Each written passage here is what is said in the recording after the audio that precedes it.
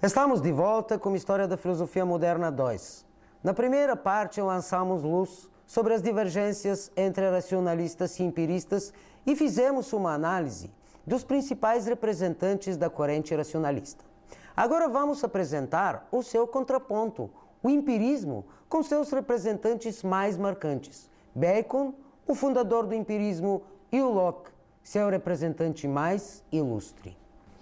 Começaremos com Francis Bacon, considerado por todos como o pai do empirismo inglês e ciência experimental.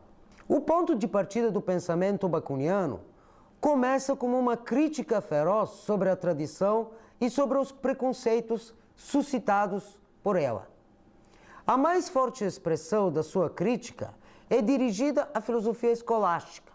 Tal crítica se expressa em termos de esterilidade das disputas filosóficas, compreensão errada sobre a natureza e impotência da lógica e dos silogismos. Bacon aparece como reformador. É uma palavra típica para a época do Renascimento e, como tal, ele propõe uma nova visão sobre o entendimento da natureza. Uma visão que beneficie o homem e a sua vida. Essa nova visão se funda no empirismo. O empirismo inglês é geneticamente vinculado à busca da felicidade humana. Segundo Bacon, a filosofia deve construir um método novo que pudesse tornar a filosofia uma ciência rigorosa. Esse método novo, Bacon chamará de indução científica. A partir do método da indução científica, Bacon acredita ter achado o meio para o alcance da verdade. Grosso modo, esse método assemelha-se à indução tradicional. Parte das observações dos casos particulares com destino aos termos gerais. No entanto, a indução científica, segundo o filósofo, tem mais vantagem, pois ela tende a abranger todos os fatos observáveis e assim gradativamente se elevar para as verdades substanciais. Apesar de esboçar o método da indução científica, Bacon adverte que esse método não é capaz de ser aplicado antes de o intelecto humano seja purificado das camadas de preconceitos e falsas crenças que habitam nele. Esses inimigos da verdadeira ciência e do conhecimento, ele chama de ídolos. O nosso filósofo aponta 4 tipos de ídolos que levam a mente humana à ilusão, a saber,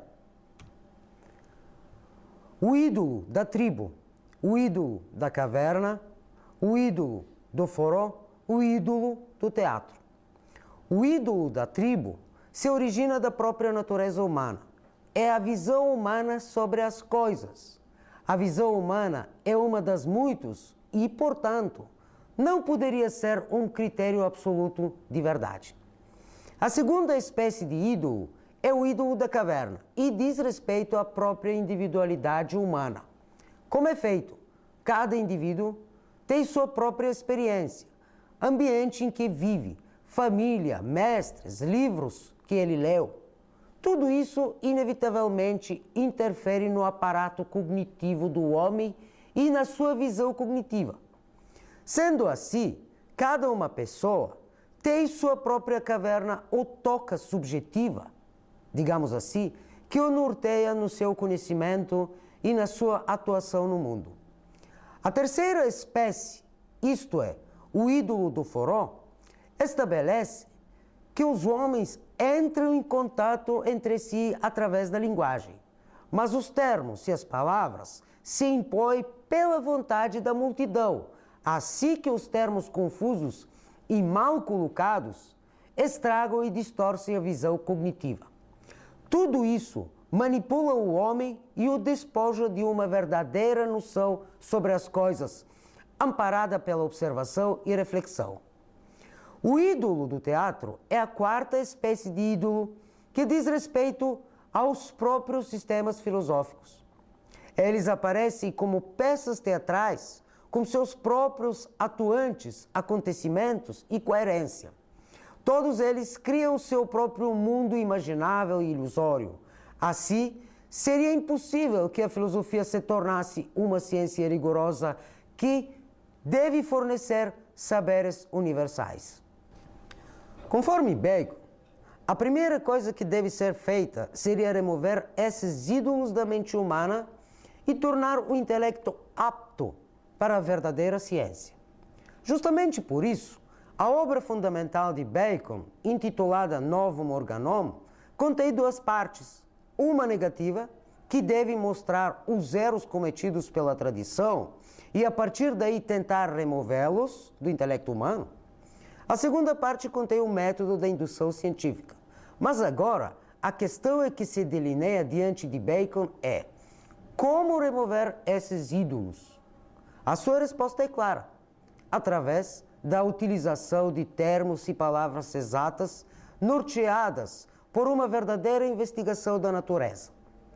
Na busca da verdadeira natureza das coisas, Bacon parte da convicção que justamente a essência das coisas existe no concreto e justamente nele se pode descobrir.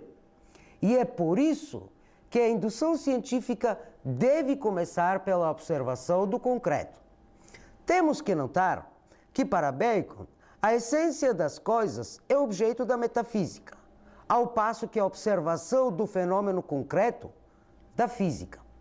Assim se vê que na filosofia de Bacon, a observação física e experimental leva à descoberta da essência ou da forma, a causa do fenômeno concreto que já é de alcance metafísico. Portanto, o fim do método indutivo seria alcance da forma ou essência das coisas. O método novo, grosso modo, inclui 3 procedimentos ou tabelas: tabela de presença, tabela da ausência e tabela da graduação. A investigação parte da tabela da presença, em qual se inclui todas as naturezas concretas em que aparece o determinado fenômeno. Na tabela de ausência se inclui todas as naturezas semelhantes às das primeiras, porém em quais o determinado fenômeno não aparece. Na tabela de graduação se inclui as naturezas em que o determinado fenômeno aparece com intensidade diferente, isto é, que a sua presença aumenta ou diminui. Para exemplificar melhor, poderíamos pensar no fenômeno do calor, o exemplo que o próprio Bacon oferece. Sendo assim, na primeira tabela entram todas as naturezas que são fontes do calor. Por exemplo, os raios do sol, o fogo, entre os outros. Na segunda tabela entram as naturezas que se assemelham com as dos primeiros casos, porém, sem o fenômeno calor estar presente. Por exemplo, os raios da Lua. Na terceira tabela da graduação, entram as naturezas que o fenômeno calor se apresenta em grau diferente, como é o caso da pedra sob os raios do Sol e a pedra sob os raios da Lua. Depois de serem recolhidos todos os dados observáveis, começa o processamento intelectual dos dados recolhidos. Assim, Bacon chega à conclusão que a forma ou a essência do calor é o movimento, pois quando o fenômeno calor está presente também a sua causa, e, ao contrário, quando o fenômeno não está presente também a sua causa. Podemos dizer que o mérito do filósofo Bacon é bastante significativo, pois é ele que introduz o método experimental, graças ao qual a ciência realiza incessantemente seus grandes progressos. John Locke é o próximo célebre representante do empirismo inglês, cuja contribuição é sem dúvida imensa para a história da filosofia. No campo da filosofia, Locke sofre forte influência do pensamento cartesiano. No entanto, manifesta suas divergências contra ela. Em linhas gerais, o intuito de Locke é provar a origem experimental de todo o conhecimento humano. Na sua obra-prima, O Ensaio sobre o Entendimento Humano, Locke pergunta: como é que se adquire o conhecimento? Justamente ali se dirige uma crítica às ideias inatas de Descartes que se pode resumir em 2 pontos. O primeiro estabelece que mesmo que tivesse acordo geral sobre algumas verdades, isso não provaria sua origem inata. Como efeito, o acordo universal não prova o inatismo. O segundo estabelece que não existem verdades com as quais todos os homens concordam, visto que as crianças e as deficientes mentais não têm nenhuma ideia sobre os princípios matemáticos e lógicos e, portanto, o inatismo não pode se sustentar. Mais adiante, Locke investiga de onde o conhecimento prove. A sua resposta é da experiência. No início, a mente humana é como folha branca de papel, que ele chama de tabula rasa, que mediante a experiência se preenche com conteúdo, que são as ideias. Isso quer dizer que a origem das ideias é a experiência. Todas as ideias, afirma Locke, derivam da experiência, que se divide em sensação e reflexão. A sensação é a faculdade de se perceberem impressões sensíveis de objetos físicos. Reflexão temos quando a mente reflete acerca das suas próprias superações. Temos que ressaltar que a mente começa a ter ideias quando começa a perceber. Locke designa 2 tipos de ideias: ideias simples e ideias complexas. As ideias simples são o material do nosso conhecimento e são fornecidos à mente pela sensação e reflexão. Quando a mente está, digamos, abastecida com ideias simples, pelo seu poder de compará-la e uni-la, ela forma ideias complexas. As ideias complexas, como já falamos, se originam das ideias simples.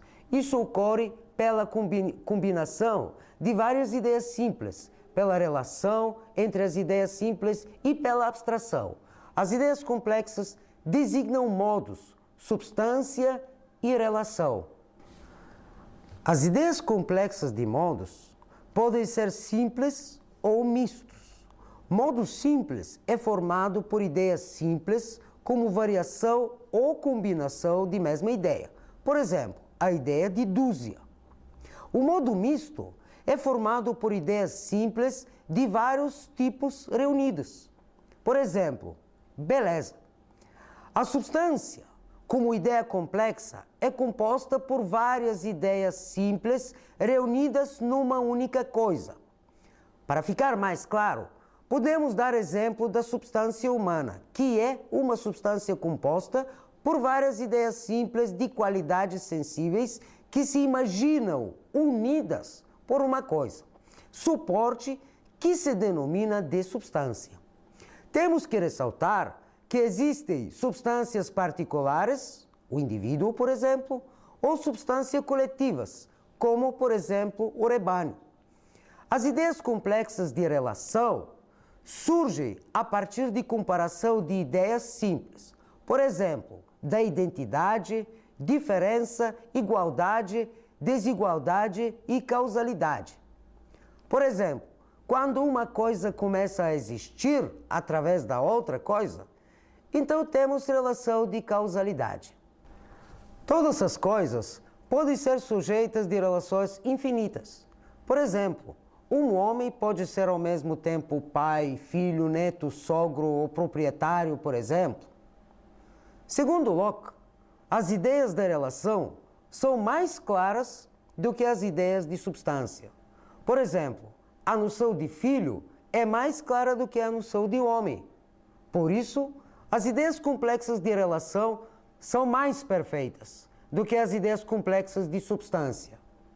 A teoria de Locke compõe uma parte importante da teoria do conhecimento, que terá seu posterior desenvolvimento no empirismo de Hume, que vocês terão a oportunidade de conhecer durante a disciplina. Estamos chegando ao fim da nossa viagem aventureira no mar aberto da filosofia. Desejo a vocês bons ventos e até a próxima.